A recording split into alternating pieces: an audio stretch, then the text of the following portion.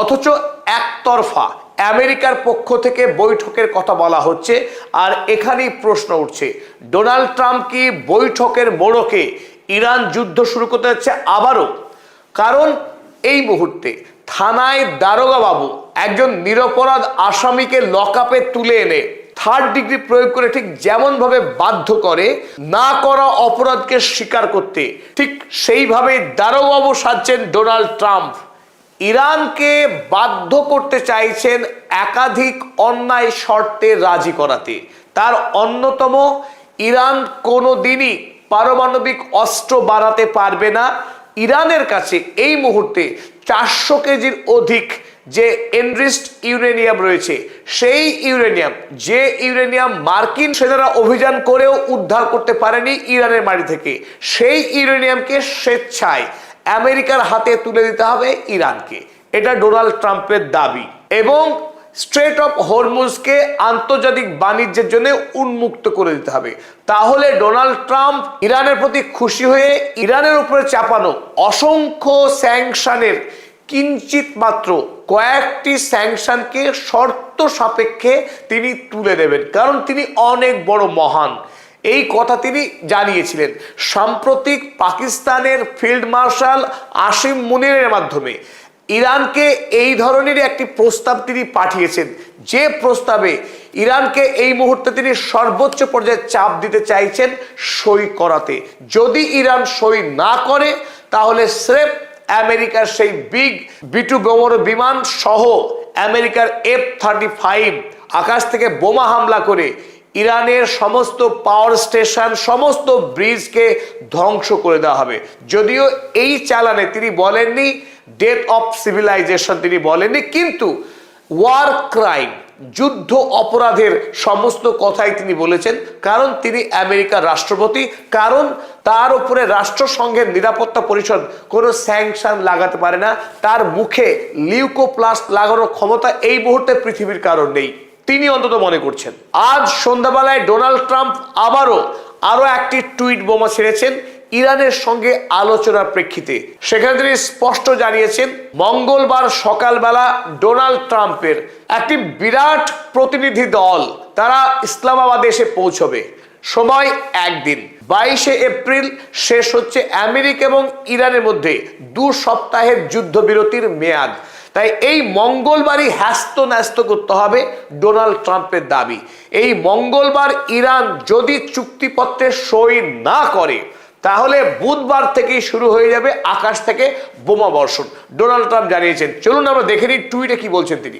We are offering a very fair and reasonable deal. তিনি ক্যাপিটালে deal লিখেছেন। মঙ্গলবারে মার্কিন যে প্রতিনিধি দল আসছেন, সেই প্রতিনিধি দলের হাতে ইরানের সাথে চুক্তির লক্ষ্যে তিনি একটি ফেয়ার অ্যান্ড রিজনেবল, একটি নিরপেক্ষ এবং যুক্তিগ্রাহ্য ডিল দিয়ে পাঠাচ্ছেন তার প্রতিনিধি দলকে ইসলামাবাদে। And I hope they take it because, এবং তিনি বিশ্বাস রেখেছেন যে ইরানের প্রতিনিধি দল, ইরান তার দেওয়া এই প্রস্তাবকে মেনে নেবে, গ্রহণ করবে। ইফ দে ডোন্ট, এখানেই ডোনাল্ড ট্রাম্প সেই হুমকি, আমেরিকা যুক্তরাষ্ট্রের B-2 বোমারুর হুমকি। The United States is going to knock out, the very word knock out, wrestling match হচ্ছে, নক আউট করে দেবে একদম, knock out every single power plant and every single bridge in Iran. ইরানের প্রত্যেকটি power station এবং bridge ধ্বংস করে দেবেন।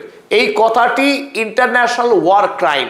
কোনো রাষ্ট্রনায়ক, কোনো দেশের সিভিলিয়ান ইনফ্রাস্ট্রাকচার, নাগরিক পরিকাঠামোকে ধ্বংস করব, এই কথা বলা আন্তর্জাতিক আইন বিরোধী। এটি একটি বড়সড় যুদ্ধ অপরাধ। মার্কিন যুক্তরাষ্ট্রের প্রেসিডেন্ট বলে কথা, তিনি গর্বের সঙ্গে জানাচ্ছেন ইরানকে ধ্বংস করবেন। আর এখান থেকেই ডোনাল্ড ট্রাম্পের অভিপ্রায় স্পষ্ট, আমি অন্যায় দাবি করব, মানতে হয় মানো, না মানলেই যুদ্ধ। ডোনাল্ড ট্রাম্প যুদ্ধ চাইছেন আলোচনার মোড়কে, এটাই স্পষ্ট অবস্থান যুদ্ধবাজ, মিথ্যাবাদী, কপট প্রতারক ডোনাল্ড ট্রাম্পের। স্বাভাবিকভাবে প্রশ্ন উঠছে ইসলামাবাদের এই আলোচনায় আমেরিকার পক্ষে কারা বা কে আসছেন।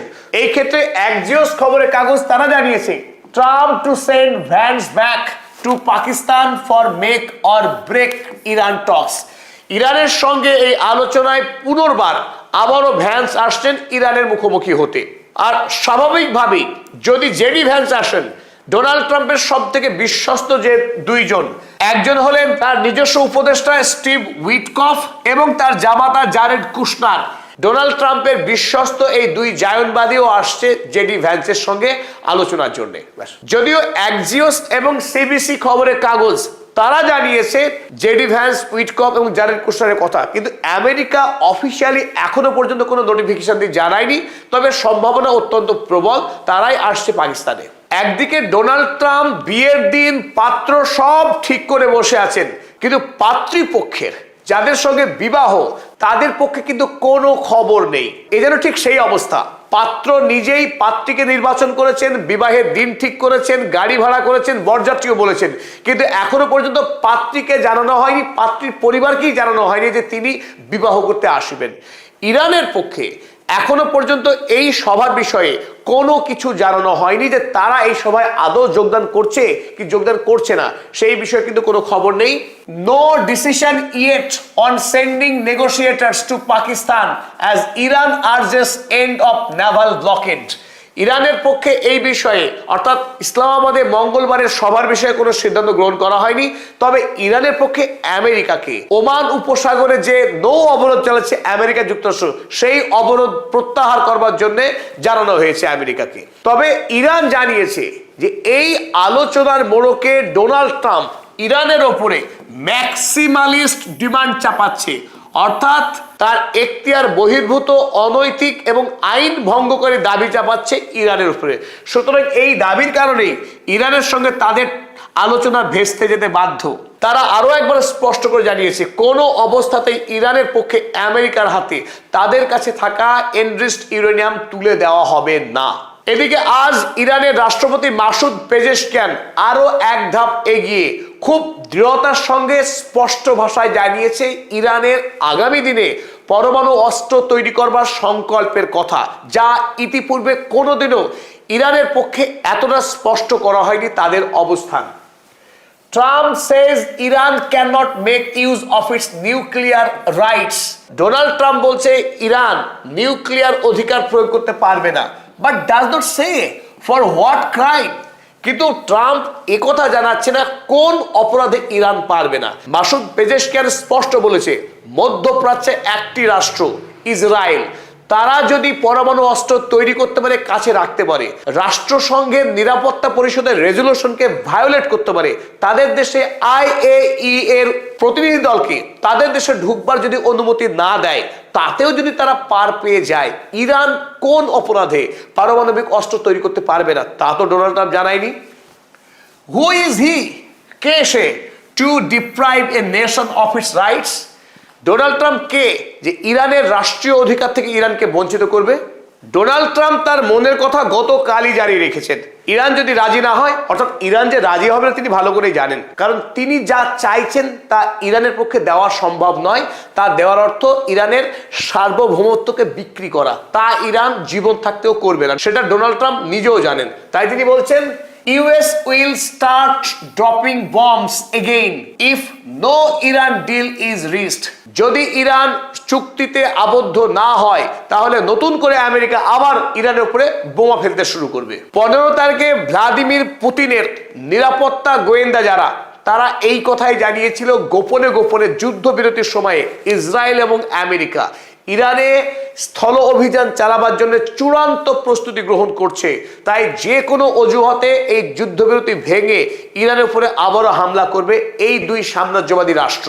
রাশিয়ার পক্ষে জানানো হয়েছে the United states and Israel can use the piece talks to prepare for a ground operation against Iran. America যুক্তরাষ্ট্র এবং ইসরায়েল তারা এই শান্তি চুক্তির আড়ালে ইরানে হামলা চালাবার, স্থল অভিযান শুরু করবার রীতিমতো প্রস্তুতি চালাচ্ছে এই মুহূর্তে। আর আমেরিকা যে নতুন করে যুদ্ধের প্রস্তুতি নিচ্ছে তার স্পষ্ট ছবি আপনাদের দেখায়। আমেরিকার ভার্জিনিয়া, এই ভার্জিনিয়া থেকে আমেরিকার অপর শক্তিশালী যুদ্ধ জাহাজ USS জর্জ H.W. বুশ, আপনারা ছবিতে দেখছেন আফ্রিকা মহাদেশের নিচে এই মুহূর্তে অবস্থান করছে ভার্জিনিয়া থেকে শুরু করে যাত্রা করছে। আফ্রিকার নিচ দিয়ে এই উত্তর মহাসাগরী পার হয়ে এই পথে ঠিক ওমান উপসাগর উদ্দেশ্যে ধীরে ধীরে এগিয়ে চলেছে। অথচ চাইলে আমেরিকা যুক্তরাষ্ট্র এই সুয়েজ ক্যানাল পার হয়ে লোহিত সাগর হয়ে ইয়েমেনের পাশ দিয়ে এদিক দিয়েও ঢুকতে পারত ওমান উপসাগরে, কিন্তু একটি কারণ, এখানে যেহেতু ইরানের নিয়ন্ত্রিত হুথি গ্রুপ বাস করে, এই লোহিত সাগর দিয়ে ঢোকার কিন্তু রিস্ক নেয়নি আমেরিকা যুক্তরাষ্ট্র। তার যুদ্ধজাহাজকে নিরাপদ রেখে ঠিক এই ঘুর পথে সবথেকে দূর পথ দিয়ে আমেরিকা কিন্তু এই মুহূর্তে ইরান হামলার লক্ষ্য নিয়েই তার এই যুদ্ধজাহাজকে নতুন করে আরো একবার পাঠাচ্ছে। আর এই জাহাজেই 70-এর কাছাকাছি ফাইটার জেট মজুদ আছে, যারা ইরান হামলার কাজে আমেরিকা ব্যবহার করতে পারে বলে অনুমান করা হচ্ছে।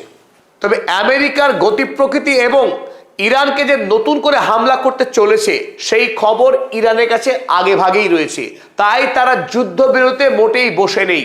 আমেরিকা এবং ইসরায়েলের যৌথ দুই হামলাদার বাহিনীর বিরুদ্ধে 40 দিন লড়াই করবার পরেও ইরানের কাছে এখনো পর্যন্ত বিপুল পরিমাণে ড্রোন মিসাইলের যে স্টক রয়েছে সেই কথা কিন্তু খোদ আমেরিকা যুক্তরাষ্ট্রের সরকারি গোয়েন্দা বিভাগেরই খবর। গোয়েন্দা বিভাগের পক্ষেই জানানো হচ্ছে যে ইরানের কাছে এই মুহূর্তে এখনো পর্যন্ত 70 ভাগ মিসাইল স্টক পাইল রয়েছে এবং এই কয়েকদিনে উন্নততর প্রযুক্তি ব্যবহার করে ইরান আরো বিপুল পরিমাণে নতুন মিসাইল নির্মাণ করেছে এবং যুদ্ধের অব্যবহিত পরে 60 ভাগ মিসাইল লঞ্চার্স তাদের অক্ষত ছিল এবং 40% ড্রোন তাদের কাছে মজুদ ছিল বলে দাবি করেছে আমেরিকার গোয়েন্দা বিভাগ। তারা এক সপ্তাহ আগেই দাবি করেছিল যে ইরানের কাছে 50%, 70-এর জায়গায় তারা বলেছিল 50% মিসাইল তাদের এখনো স্টক রয়েছে। তারা কিন্তু এই এক সপ্তাহের মধ্যেই 20% মিসাইল স্টক আরো বেশি আছে বলে দাবি করলো। সেখান থেকে অনুমান হয় যে ইরানের কাছে কত পরিমাণ মিসাইলের মজুদ রয়েছে আমেরিকার কাছে তার সঠিক কোনো সংবাদই নেই, সঠিক কোনো হিসেব নেই।